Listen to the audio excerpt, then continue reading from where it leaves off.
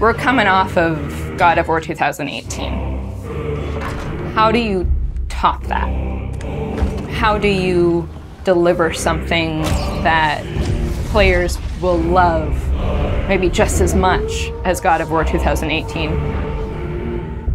The pressure was tremendous.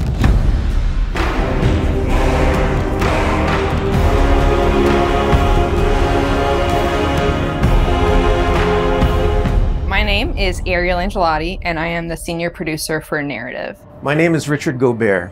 I'm the story lead for God of War Ragnarök. I'm Jody Kupsko, and I'm the supervising dialogue designer.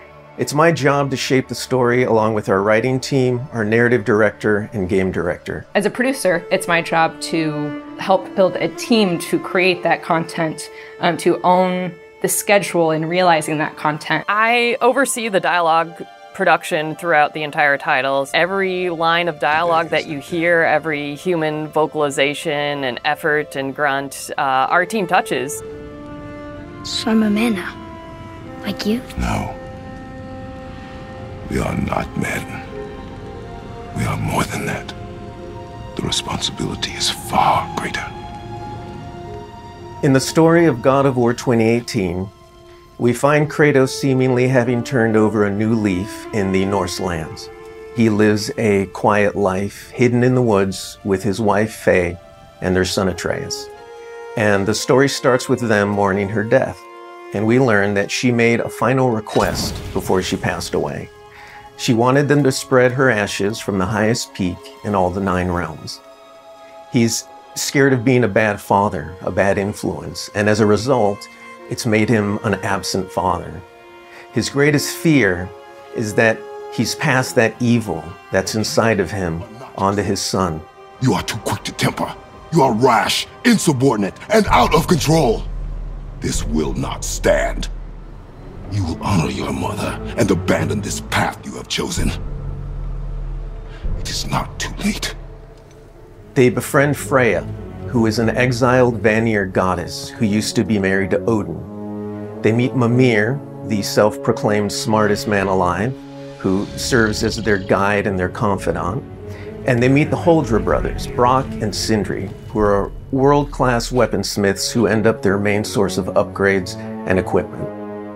Now, among the enemies they make are the Aesir gods, whose leader is none other than Odin, someone we never meet in God of War 2018, but who casts a very long and dark shadow over the 9 realms. There are consequences to killing a god! Why? How do you know? How do you know? After many adventures, Kratos and Atreus end up fulfilling Mom's wishes, and over the course of that journey, they find out more about each other and about themselves, and finally find a common ground between them. They become the close family unit that Faye hoped that they would become. In God of War Ragnarök, we fast forward a few years, and little Atreus is now a teen, and they're back to hiding out in their home in the woods in Midgard. During the course of the previous game's events, they were forced to kill Odin's grandchildren, Magni and Modi, the sons of Thor. Thor does a lot of the lion's share of Odin's dirty work, and as a consequence, he's a very violent, unstable personality.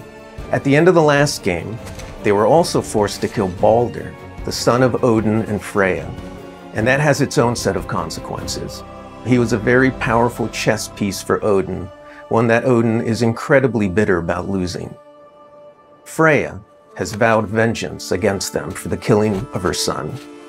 Kratos and Atreus didn't want to kill him, they were friends with Freya, but Baldur tried to kill her in front of them, and Kratos had no other option in the moment but to kill him to save Freya's life, even though it meant losing Freya's friendship.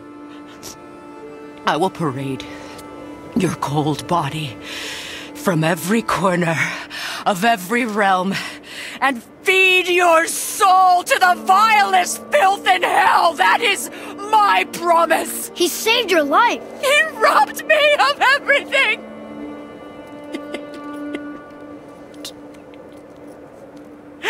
Everything. His death is also foretold to bring about Fimbulwinter, which is a brutal 3-year winter that is then followed by Ragnarok.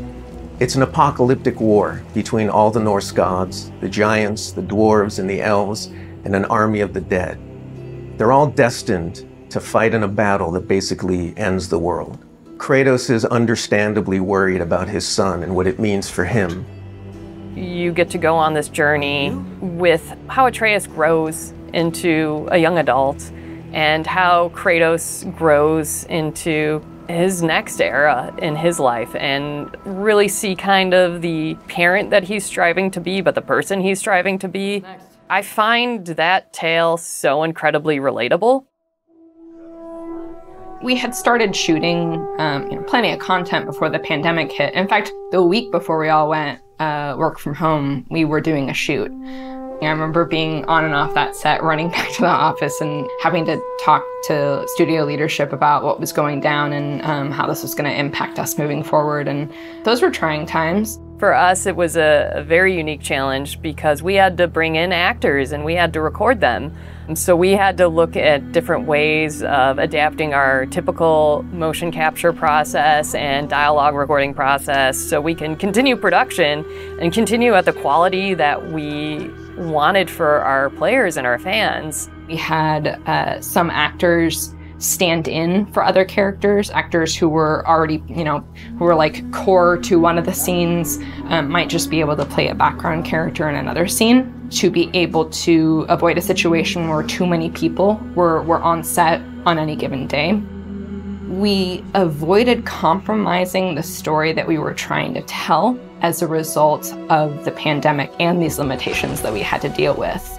There were no cinematics that we changed. We still have the same characters in them in the final game. We just had to get a bit creative with how we shot the content. Our actor for Atreus, Sonny, is a teenage boy, and his voice changed dramatically throughout the several years on this title. I don't want to fight anyone. I just want answers. We had to go in and even out that performance so it sounds like it took place over a short period of time. That was a unique challenge on this one. The prophecies say Fimbulwinter leads to Ragnarok. War is coming. Whether the Norse saga was going to be a trilogy or just 2 games was something we debated a lot. There were obviously pros and cons for either approach. So we waited for Cory Barlog to weigh in, and he did, and he said, let's do it in 2. The consequence to that is, how do you wrap up the story in one game and do Ragnarok justice? How do we lead up to that and then have a big moment at the end of the game and wrap up all those loose threads? This game is bigger than what we initially envisioned. There's a lot of important story moments that we needed to cover. There are more characters that we follow the threads of.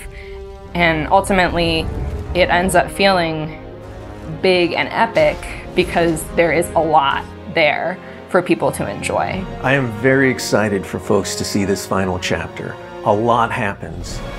We put our characters through the ringer, but we also bring them closure and we provide answers to a lot of the questions the first game posed. Just all of the new combat that we're doing and the new interactions. There's a lot of stuff that's happening in this title that I think people are going to have fun with. We all have our own personal Ragnaroks to deal with. And this story is about how you process that, how you own it, and how you make it a part of yourself and grow from it. I mean, we set some stuff up at the end of last game. There's going to be some consequences this game. We're going to see how things play out between Freya and Kratos. We're going to see how the evolution of the family relationship continues. You got Brock and Sindri, the dwarves, who are kind of part of your makeshift family now. And there's going to be some other characters that we introduce that may be going to disrupt the balance a little bit. I can't wait until players get their hands on the game or are able to experience how the story unfolds for themselves. We have, I think, an incredibly well-rounded game. Very satisfying combat, beautiful and rich environments to explore, outstanding character art, a lush and moving soundtrack and soundscape. It's the work of hundreds of very dedicated artists, and they all have their own stories to tell.